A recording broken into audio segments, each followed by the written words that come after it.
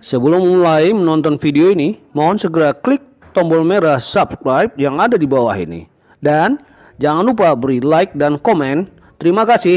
Terkait kecelakaan yang terjadi pada dini hari Senin kemarin di daerah Senen yang melibatkan sebuah mobil Camry dan menewaskan 2 orang pengemudi dan penumpangnya, banyak pertanyaan apa yang harus kita lakukan jika terjadi kecelakaan yang ternyata menimbulkan api.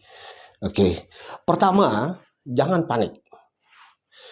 Ketika kita tidak panik, segala referensi kita, segala logika yang ada di kepala kita akan mudah diimplementasi atau dilaksanakan. Tetapi ketika panik, apapun, termasuk Anda terlatih sekalipun, maka segala referensi itu akan hilang. Jadi jangan panik. Kemudian pastikan diri Anda aman. Cek apakah ada sesuatu dengan tubuh Anda dan Anda masih bisa bergerak. Ketika Anda masih bisa bergerak, baru Anda cek keselamatan dari penumpang Anda. Anggap saja si penumpang blackout. Maka apa yang Anda harus lakukan? Jangan panik. Segera buka pintu. Anggap saja pintu terkunci karena shortcut dan lain-lain. Dan api, asap sudah mulai terlihat dan ada di sekitar kompartemen penumpang. Apa yang kita lakukan? Pecahkan kaca. Bagaimana? Tinggal tendang. Kalau mobil itu passenger car, mobil kecil, tidak seperti bus atau kendaraan-kendaraan besar, maka tendang saja salah satu kaca baik di depan atau pintu Anda. Sehingga apa yang terjadi? Akan terjadi ruang yang bisa Anda lakukan atau gunakan untuk evakuasi diri Anda. Kemudian baru evakuasi penumpang Anda jika itu memungkinkan. Jika tidak, pada saat Anda sudah keluar, Anda bisa meminta pertolongan dengan berteriak kepada masyarakat sekitarnya.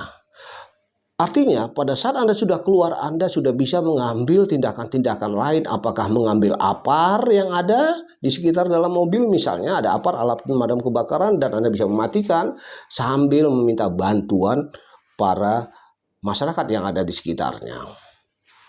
Oke, jangan panik. Itu adalah kunci yang Anda harus lakukan. Oke, sekarang bagaimana menyikapi agar tidak terjadi percikan api? Begini, pertanyaan ini sebenarnya hal yang sederhana. Api tidak begitu saja terjadi. Api melibatkan 3 sumber api, yaitu udara. Kebetulan udara itu sangat melimpah. Kemudian bahan bakar. Mulai di mobil ada yang namanya bensin, ada namanya plastik, ada namanya karet-karet, ada namanya kertas, ada kulit, dan itu merupakan bahan bakar. Dan yang ketiga, ada sumber apinya adalah panas. Panas ini bisa api, bisa juga karena gesekan akibat benturan mobil ataupun bodi kendaraan dengan objek keras seperti tembok, tiang listrik, dan lain-lain, atau aspal. Dan ini akan menimbulkan panas yang berlebih, dan ketika mereka bercampur, maka api akan terjadi.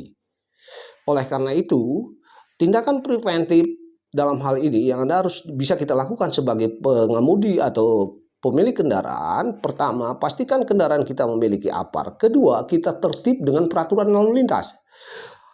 Sesuaikan kecepatan Anda sesuai dengan kondisi yang ada. Ingat, batas kecepatan dalam kota sesuai dengan aturan adalah 50 km per jam.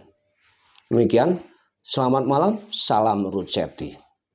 Terima kasih Anda telah menonton video ini. Jangan lupa sekali lagi subscribe dan tekan tombol notifikasi atau gambar lonceng yang ada di bawah ini. Selanjutnya, bila mana video ini bermanfaat bagi Anda, mohon di-share kepada orang-orang yang Anda peduli. Terima kasih.